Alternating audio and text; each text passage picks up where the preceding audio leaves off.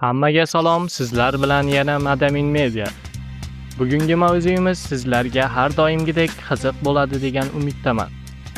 Videoni oxirigacha tomosha qilib, o'z xulosangizni kommentariyada yozib qoldirishni unutmang va kanal rivoji uchun albatta obuna bo'lishni ham unutmang. Demak do'stlar, tayyor bo'lsangiz, ko'p vaqtingizni olmasdan videomizni boshlaymiz.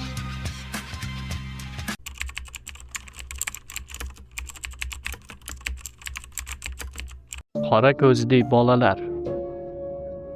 Qora ko'zli bolalar bu mistik va paranormal voqea sifatida tanilgan hodisa bo'lib, ko'plab insonlarning guvohligiga asoslanadi.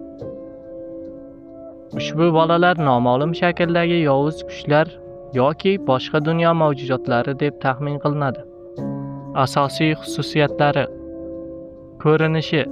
Qora ko'zli bolalar odatda 6 yoshdan 16 yoshgacha bo'lgan bolalarga o'xshaydi. Ularning butun ko'zlari qop-qora bo'ladi, ya'ni hech qanday oq qismi yo'q. Yurish-turishi juda kamgap va shubhali. Odatda jimgina eshik yoki mashina oynasini taqillatib, ichkariga kirishga ruxsat so'rashadi. Ular sizni bo'ysundirish uchun g'alati va sovuq ohangda gapirishadi. Xatti-harakatlari: ko'pincha ular odamlardan yordam so'raydi. Masalan, telefonda gaplashishim kerak yoki ichkariga kirishga ruxsat bering. Ammo odamlar ularga qarash bilan o'zlarini xavotirda his qilishadi. Ular qanday paydo bo'lgan?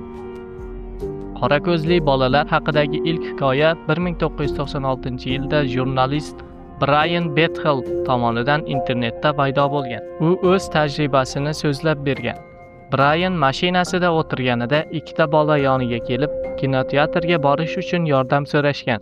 Ularning ko'zlariga qaramaguncha bu oddiy bolalar deb o'ylagan, ammo ular qop-qora ko'zli bo'lib chiqqan. Brian ularni qattiq qo'rquv bilan rad qilgan va mashinani haydab ketgan. Paranormal talqinlar.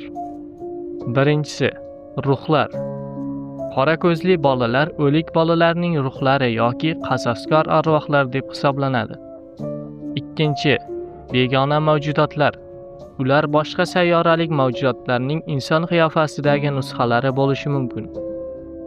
Uchinchi, vampir yoki jinlar. Ular o'z kuchini ishlatishi uchun insondan ruxsat olishga majbur bo'lgan mavjudotlar. Haqiqiy hikoyalar. Ko'plab odamlar qora ko'zli bolalar bilan duch kelganliklarini da'vo qilishadi.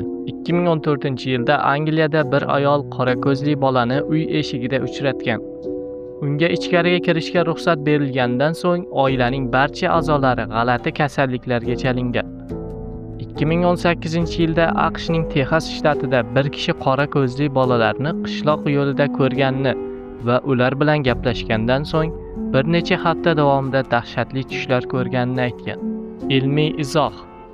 Ba'zi mutaxassislar qora ko'zli bolalar voqeasini massoviy paranoya yoki qo'rquv natijasida yuzaga kelgan tasavvur deb baholashadi.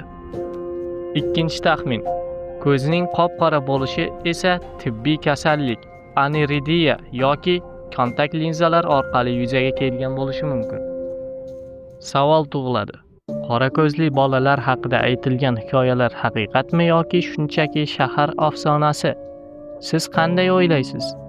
Mana do'stlar, bugungi videomiz ham o'z nihoyasiga yetdi. Siz bu mavzu haqida nima deb o'ylaysiz? Fikrlaringizni albatta izohlarda kutib qolaman.